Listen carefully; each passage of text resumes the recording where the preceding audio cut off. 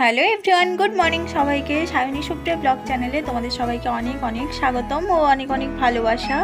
তোমরা সবাই কেমন আছো?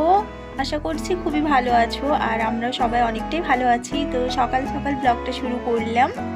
সবাইকে শুভ সকাল। তো দেখো, কালকে যেহেতু বৃষ্টি হয়েছে, ওয়েদারটা দেখো গরম আছে কিন্তু বেশ ভেজা ভেজা ওয়েদার। তো আজকে বাড়িতে পুজো হবে, তাই সকাল সকাল ঘরটা ধুয়ে আর রান্নাবান্নার কাজ যেহেতু আজকে সকালে নেই, তো আমরা সবাই স্নান টান করে নিয়ে দেখো এখন পুজো শুরু হয়ে গেছে। আর এটা না বেশ কয়েকদিন আগের ব্লগ, আমি শেয়ার করব করে তোমাদের সাথে করা হয়নি, কারণ অনেকে হয়তো এই রিচুয়ালসটা জানো, এটা আমাদের মাহাতো সম্প্রদায়ের মধ্যে হয়। তো এই জ্যৈষ্ঠ মাসের ওই 13 তারিখে ধান রোপণ করার একটা যে ব্যাপার থাকে, তো তাতে পুজো করা হয় জ্যৈষ্ঠ মাসের 13 তারিখের এটা ব্লগ। তো মা মনসার পুজো করা হয়। এটার কি নিয়ম রীতি আমি সেরকম কিছু একটা জানি না, তবে মা মনসার পুজো করা হয় এটা জানি। আর এখন পুজো টুজো করা হয়, তারপর দুপুরে রান্না বান্না করে সবাই খেয়ে দিয়ে যেরকম বাড়িতে থাকে আবার বিকেলবেলা একটা রিচুয়ালস আছে, ওই মাটি নিয়ে আসতে হয় জমিন থেকে, মানে কোনো কোদাল কুড়ুল এইসব দিয়ে নয়, হাতে তুলে আনতে হবে। তো সেটা যদি আমি পারি তোমাদের সাথে শেয়ার করব, আর আশা করছি দেখাতে পারবো না, কারণ মাটিটা আনতে আমিই যাব। আমার শাশুড়ি মা গেলে তাও তোমাদের সাথে শেয়ার করতে পারতাম। মাটিটা এনে আবার সেটা ঘরের বিভিন্ন কোণাতে রাখতে হয়, তারপরে সন্ধে টন্ধে দিতে হয়। তো সেসব কথা পরের কথা, আর সেটা সন্ধ্যেবেলা হবে, যদি পারি তো শেয়ার করবো। এখানে দেখো আমাদের পুজো শুরু হয়ে গেছে, আর এটা আমার শ্বশুর মশাই করেন। আমি যবে থেকে বিয়ে হয়ে এসেছি দেখছি আমাদের পাড়াতে মানে সবার বাড়িতেই পুজো হয় আজকে। তো সকাল সকাল পুজো হচ্ছে, কারণ রান্না বান্না এখন হবে না, আগুন ধরানো হবে না। যতক্ষণ না পুজোটা শেষ হয় ততক্ষণ পর্যন্ত আমরা আগুন টাগুন কেউ জ্বালাই না, তার মানে ভাতটা তো রান্না করবো না। তো ভাবলাম আগে পুজোটাই শেষ হয়ে যাক তারপরে। তো এইসব রিচুয়ালস আর কাদের মধ্যে আছে তোমরা একটু জানিও, এরকমভাবে পুজো হয়। আর আমাদের মাহাতো সম্প্রদায় অনেকেই তো জানো, এটাকে রোহন বলা হয় আজকের দিনে। তো সবাই কমেন্টে জানিও। আর তোমরা তো দেখেছো যে মেয়ের শরীরটা খারাপ, ওর ওই যে ওই মুখের মধ্যে ওই নার্গি টাইপের চাগুলো হয়েছে, তো সেই জন্য ও অবশ্য তাড়াতাড়ি স্নান করে নিয়েছে, আর আমরা সবাই স্নান করে নিয়ে বসে পড়েছি। আর আকাশে না খুবই মেঘ, তো পুজো করতেও একটু দেরি হয়ে গেছিলো, 10টা সাড়ে 10টা বেজে গেছে, এই জন্য চটপট করে শুরু করা হচ্ছে। যদিও মেঘ আছে কিন্তু বেশ আলো ছিল, আর প্রচুর ভ্যাপসা গরম। তো ঝটপট পুজোটা না করলে না, এখন যদি বৃষ্টি চলে আসে আর এখানে বসে বসে আর করাই হবে না। তো চলো দেখতে থাকো, আর ব্লগটাকেও স্কিপ করো না, প্রথম থেকে শেষ পর্যন্ত দেখো। আর ভালো লাগলে অবশ্যই লাইক কমেন্ট আর অনেক অনেক শেয়ার করো। চ্যানেলটিকে সাবস্ক্রাইব করে প্লিজ পাশে থাকা বেল আইকনটিকে প্রেস করে দিও, যাতে আমার ভিডিও সবার আগে তোমাদের কাছে পৌঁছে যায়, কোনো রকম অসুবিধে ছাড়াই। তো দেখো মেয়ে সামনে হরবর হচ্ছে, ও ছোট বাচ্চা, বুঝতেই তো পারছো, কিছু হলে না ওর অনেক সব ব্যাপারে অনেক কিউরিসিটি, কি হচ্ছে না হচ্ছে, কীরমভাবে করছে, ও আবার পরে এগুলো সব নকল করে করে দেখায় জানো। যখনই পুজো টুজো হয়ে যাবে বিকেলবেলা, ওই দেখো এক্ষুনি শুরু করে দিয়েছি, বিকেলবেলা ওইরকম সিঁদুর দেবে, ফুল গাছের থেকে তুলে নিয়ে আসবে, দিয়ে সেই মাটির ঢেলা দিয়ে ঠাকুরকে বলে নাও নাও খেয়ে নাও, লাড্ডু এনেছি খেয়ে নাও, তো এই করে।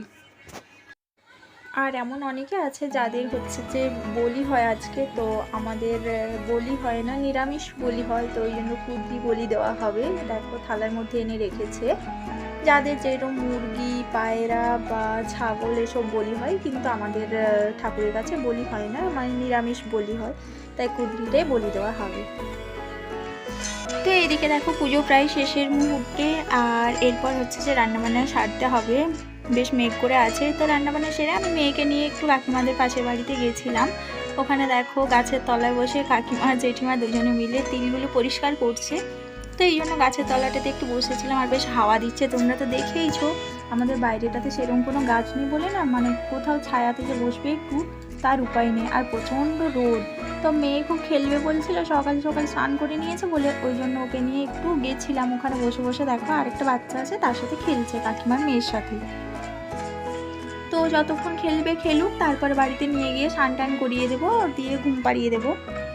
আর এখানে সবাই মিলে গল্পও করছিল, তিলও পরিষ্কার হচ্ছে, সাথে গল্প করা হচ্ছে। তো কাকিমাকে বলছিলাম যে বেশ বড় খোঁপা বেঁধে বসেছো তো সেটা নিয়ে অনেক ইয়ার্কি ঠাট্টা হচ্ছিল। আর এদিকে ওরা সাথে কাজও করে নিচ্ছিল আর আমি শুধু বসে বসে গল্প করছি।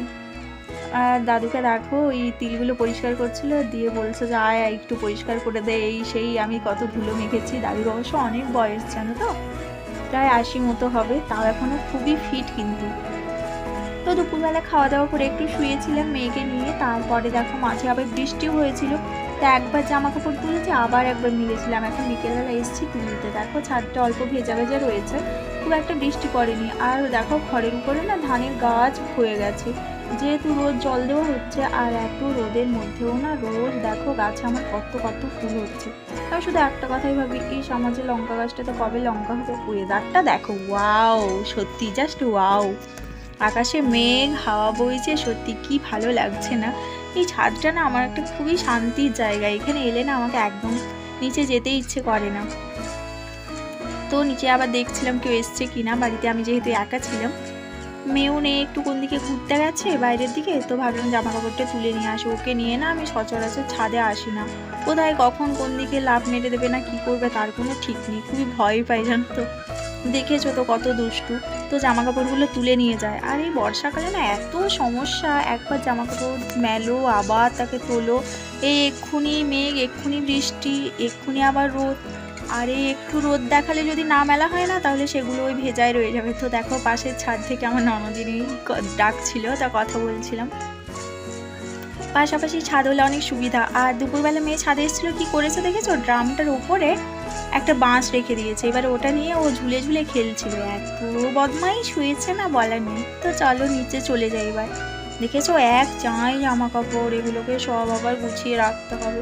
ও কি কষ্ট, সারাদিন এই জামা কাপড় তুলছি মেলছি, আবার তার মধ্যে এসে হাজির হয়েছে ওনারা বাবা আর মেয়ে। সত্যি কোথায় একটু গেছিল, দেখো এসেই শুরু হয়ে গেছে খাবার দাও খাবার দাও। তো ওদেরকে খাবার দেবো, টিটু বলছে যে আগে জামা কাপড়গুলো তুলেই নাও, বিছানার উপরে বাজে লাগছে, তারপরে আমাদেরকে খাবার দিও। তো চলো ঝটপট করে আমি না জামা কাপড়গুলো গুছিয়ে রেখে নিই। আর অনেক জামা কাপড় ধুয়েছিলাম, আগের দিনেরও কিছু জামা কাপড় ছিল, অনেকগুলো নাইটি ছিল, তো সেগুলো সবই ধোয়া হয়েছিল বলে বেশ অনেক জামা কাপড় হয়েছে জানো তো।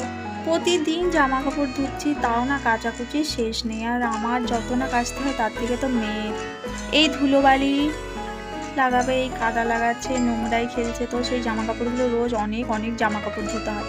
এদিকে বাইরের থেকে টিটু তাড়া দিচ্ছে, খাওয়ার দাওয়া দেরি হয়ে যাচ্ছে, মেয়েকে নিয়ে ঘুরতে বেরোবো এই সেই।